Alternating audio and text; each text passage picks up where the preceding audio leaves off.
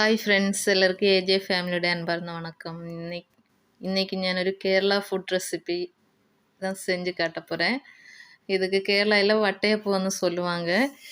இங்கே அதுக்கு என்ன சொல்லுவோன்னு எனக்கு தெரியல, தெரிஞ்சவங்க கமெண்ட் பண்ணுங்கள். அதுக்காக இந்த கப்பில் நான் ஒரு 2 கப் அளவுக்கு இட்லி அரிசி தான் எடுத்திருக்கு. அது நம்ம பச்சரிசியில் கூட செய்யலாம், பச்சரிசியிலும் சூப்பராக செய்ய முடியும். நான் இட்லி அரிசி தான் எடுத்திருக்கேன். இது நம்ம நல்லா வாஷ் பண்ணி எடுத்துக்கலாம். நல்லா வாஷ் பண்ணி எடுத்திருக்கு. அது நம்ம ஒரு 5லிருந்து 6 மணி நேரம் ஊற வைக்கணும். தேவையான தண்ணி ஊற்றி ஊற வச்சுக்கலாம்.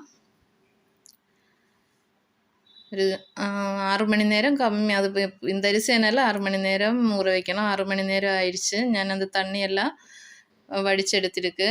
வடிகட்டி அரிசி மட்டும் எடுத்திருக்கு. ஃபஸ்ட்டு ஒரு மிக்ஸி ஜாரில் கொஞ்சம் அரிசி போட்டு நம்ம நல்லா ஆப்பத்துக்கு இடியப்பத்துக்கெல்லாம் அரைக்கும்ல, அந்த பதத்தில் அரைச்சி எடுத்துக்கலாம். அது அந்த ஒரு நம்ம தோசை மாவிൻ്റെ கன்சிஸ்டன்சி இருக்குல்ல, அந்த அளவுக்கு இருக்கணும் தண்ணி. அது இந்த அளவு கரெக்டாக இருக்கும். இப்போ இந்த அளவுக்கு இருந்தால் போதும். அப்புறம் ஒரு கடாய் வச்சுக்கோங்க. கடாயில் ஒரு 4 டேபிள் ஸ்பூன் அளவுக்கு நம்ம அரைச்சி வச்சுருக்கல அந்த மாவு எடுத்துக்கோங்க. 4 டேபிள் ஸ்பூன் தான் எடுத்துருக்கேன் நான். நீங்கள் 1 கப் எடுத்தால் 2 டேபிள் ஸ்பூன் எடுத்தால் போதும். அது கூடவே 1 கப் அளவுக்கு தண்ணி ஊற்றிக்கோங்க. அந்த அரிசி எடுத்து அதே கப்பு தான் மெஷர்மெண்ட்டு. அது அப்படியே எல்லாம் நல்லா மிக்ஸ் பண்ணிக்கோங்க. அதுக்கப்புறமா ஸ்டவ் பற்ற வச்சுக்கோங்க. ஃபஸ்ட்டே ஸ்டவ் பற்ற வைக்கக்கூடாது. இதெல்லாம் நம்ம தண்ணி ஊற்றி மிக்ஸ் பண்ணிய பிறகு தான் ஸ்டவ் பற்ற வைக்கணும். நான் பாவு காய்ச்சி எடுக்க போகிறேன். நல்லா கிளறிக்கிட்டே இருங்க, இல்லைங்க அடி பிடிச்சிடும். ஃப்ளேம் மீடியமாக இருக்கட்டும். பாருங்கள், நல்லா கிளறிக்கிட்டே இருங்க. கிளர்ந்து ஒரு கொஞ்சம் நல்ல திக்கான கன்சிஸ்டன்சி வரும்ல, அது வரை நம்ம கிளறிக்கிட்டே இருக்கணும். இந்த அளவுக்கு வந்தால் போதும். இது நம்ம ஆறின பிறகு தான் எடுக்கணும். அதனால் இந்த அளவுக்கு வந்ததும் நம்ம ஸ்டவ் ஆஃப் பண்ணிக்கலாம். நல்லா ஆறின பிறகு இதை விட திக்காயிடும்.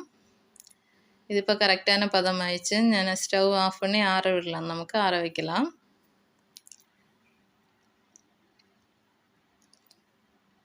பாருங்கள், இப்போ ஆறின பிறகு இந்த மாதிரி ஆயிடுச்சு, நல்ல திக்காயிடுச்சு. பாருங்கள், இந்த அளவுக்கு இருக்கணும். இதுதான் கரெக்டான பதம்.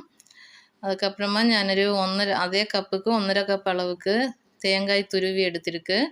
நம்ம தேங்காய் பால் வச்சு கூட அது செய்யலாம். அதே மாதிரி 1 கப் அளவுக்கு சர்க்கரை எடுத்திருக்கு. இனிப்பு நிறைய வேணும் அப்படி இருந்தால் 1.25 கப் எடுத்துக்கோங்க. 2 கப்பு அரிக்கு 1 கப்பு சர்க்கரை. சர்க்கரையும் தேங்காயும் அப்புறம் நம்ம பாவு காய்ச்சி வச்சுருக்கல, அது நல்லா ஆறின பிறகு தான் எடுக்கணும். நல்லா ஆறியாச்சு. அதுவும் போட்டு நம்ம எல்லாமே சேர்த்து அரைச்சி எடுத்துக்கலாம்.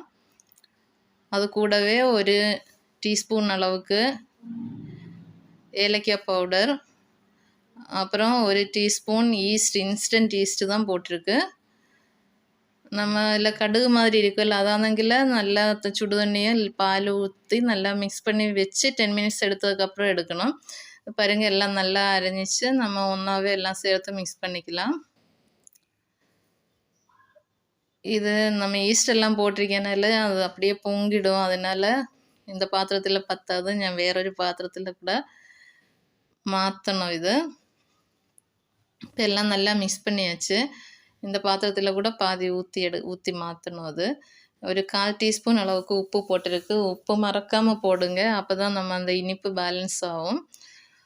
உப்பும் சேர்த்து மிக்ஸ் பண்ணியதுக்கப்புறம் அந்த பாத்திரத்திலும் பாதி மாற்றிருக்கு. நான் இது நம்ம ஒரு 6 மணி நேரம் ஆகுது அது பொங்கதுக்கு வைக்கணும். அதுக்கப்புறம் தான் யூஸ் பண்ணோம். இல்லைங்க நைட் அரைச்சிட்டு காலைல எடுத்தால் கூட போதும். நான் நைட் அரைச்சிட்டு காலைல தான் எடுக்க போகிறேன். அப்படி இருக்கட்டும். காலையில் ஆயிடுச்சு. நம்ம ஸ்டவ் பற்ற வச்சுக்கோங்க. வச்சுட்டு இட்லி பாத்திரம் தான் நான் எடுத்திருக்கு. இட்லி பாத்திரத்தில் ஒரு 1/4 பாகம் தண்ணி ஊற்றிட்டு இட்லி தட்டே போட்டு வச்சுட்டு அது நல்லா கொதிக்க விடலாம் தண்ணி.